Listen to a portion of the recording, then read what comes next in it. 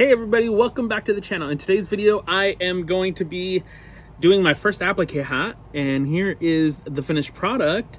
And I also add a name onto the side of it, so that's what's going to be in today's video. If you guys are new here, my name is Nelu, and I run an online embroidery shop called the Cornuco, and I run the Nelu's Way channel here on YouTube.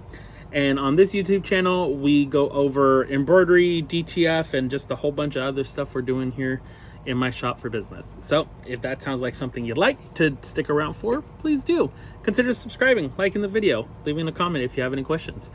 Anywho, let's get into the video. Alrighty guys, so obviously to begin, we're starting with the digitizing.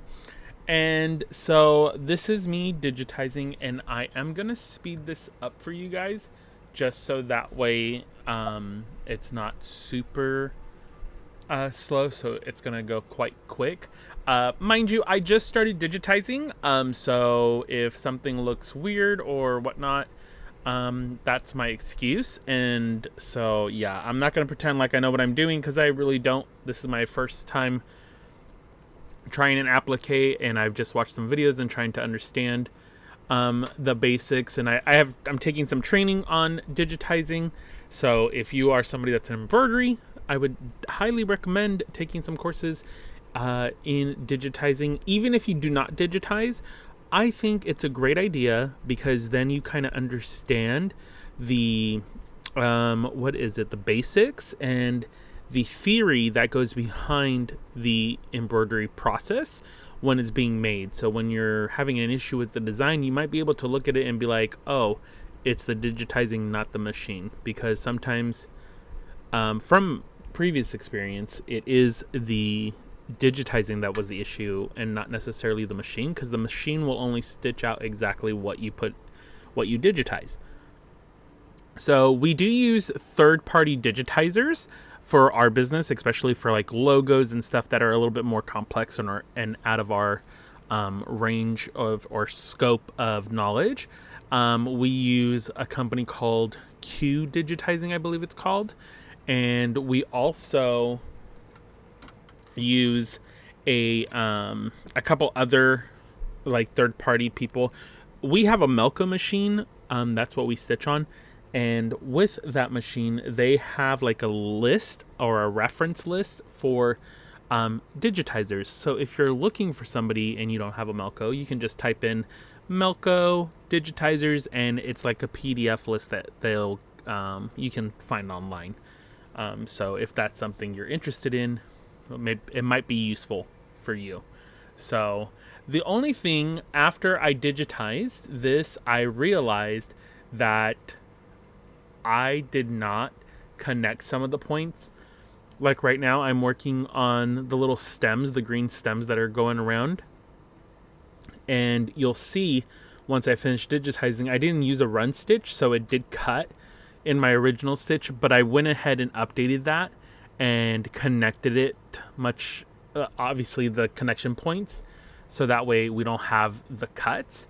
Also, when I did the satin stitches for the pumpkin or the outline of the pumpkins, all of those I forgot to connect to the closest points, so those all trimmed in between, and that's not what I wanted to do. So after obviously stitching out, which you will see, I went back in and corrected it, so that way I don't have that issue. But I'm going to leave you guys here and enjoy the rest of the digitizing. Oh, actually, the digitizing is almost done. So let's get into what we have next. It looks like what we have next is actually the stitch out. So this is on our embroidery software for the Melco, and this is stitching it out right here. And you see in the stitch out, it's like jumping. It's kind of fast. You can't see it. I missed it as well when I first did it. But now that we're here in the stitching process, this is us stitching with the applique. It's the first time that I've done it, and I'm using the glitter vinyl. And you'll notice I didn't tape it down, and it caused it to pucker right there in the center. But I did add a steepling effect to it, so it kind of like tacked it down for me. So that actually ended up working out. But definitely tape it down to the surface so that way it doesn't pull it or push it and cause that wrinkle. That's one of the things I learned. It was my first time ever doing applique, so if you've ever done applique or you're scared of applique, don't be scared. It was pretty simple, to be quite honest, especially with the glitter vinyl that I'm using, because obviously once the satin stitches were in there, let me just tell you, that thing, you just tore it off and it was perfect. So highly recommend that with the glitter vinyl. And then afterwards, you can obviously press it so that way it sticks down to it. So this is the finished product, which it's super cute. Watch the tear. I'm going to tear it. It's so crisp and clean. It was so easy. The edges that I'm pulling off now is from when I tried to tear it after it had done the placement stitch, and it just did not work for me. But look at the quality. It came out super, super good. I was really impressed. It being my first time, I wasn't really sure what to expect and all. So I was very, very happy with it, and it came out really cute. So yeah, I'm really excited about that. But that was my first attempt at doing an applique on a hat, which I'm not gonna lie, turned out really, really cute. Hopefully you guys agree. Maybe you guys think it's ugly, I don't know. But anywho, that's that.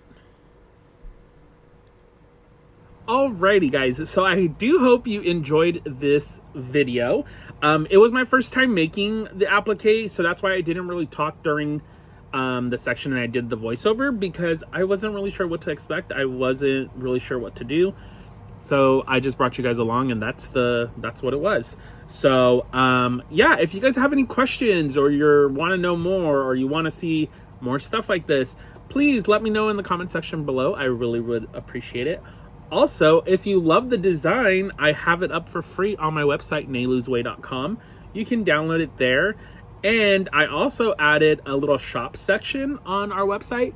So if you love the hat, you can purchase the hat to help support the channel. But please don't feel like you have to. If you already have an embroidery machine and you're able to do hats, or even if you can't do hats, but you want to try the pumpkin, the applique pumpkin, onto like a sweatshirt or like a t-shirt or whatnot, like a little left chest thing, or on maybe like on the sleeve, feel free to download the file and try it out for yourselves on your machine.